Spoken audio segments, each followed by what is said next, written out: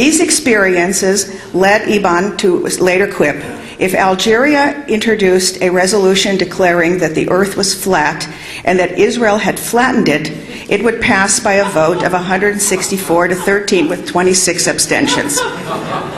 Israel is treated differently than other nations, and the first casualty is Israel's citizens, as its government is often pressured into taking actions contrary to its needs. Finding that balance between the needs of the citizens of Israel and the needs of her government, between security and international pressure,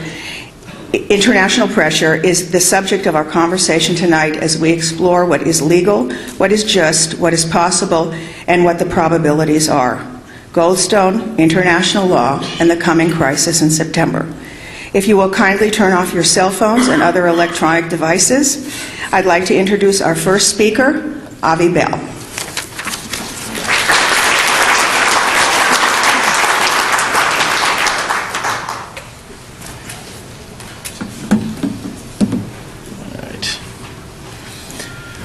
Thank you very much. Am I speaking close enough to this? All right, I'm going to try to keep my comments brief. I want to talk to you about the Goldstone report, what it is, why it's important, what it is that recently led to a half retraction of the report, and what lessons we can draw from this entire episode.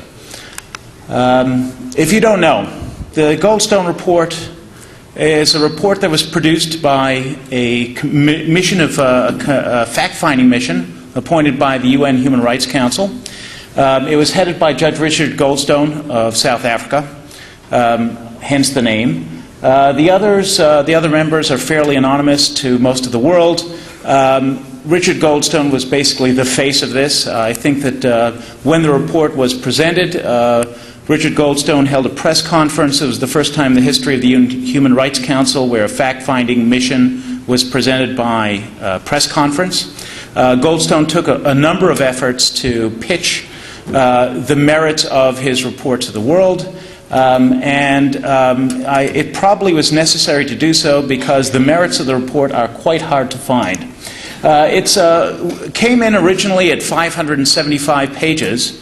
I think the quip was that it ensured by its length that no one would ever read it. It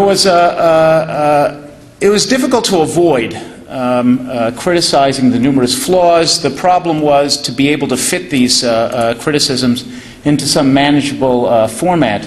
There's a think tank in London, the Chatham House. They had a 2-day conference just on the procedural failings of the report. There's a report that came out afterwards on their criticisms. They're all, in my opinion, every single one of these criticisms is well-based and doesn't even begin to touch the flaws of the report.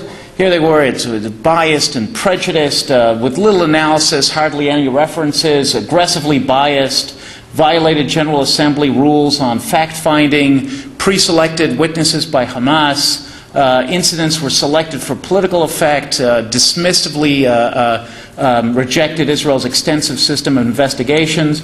Now, after it did all these things, there are so many substantive flaws that I can't possibly go into them in the short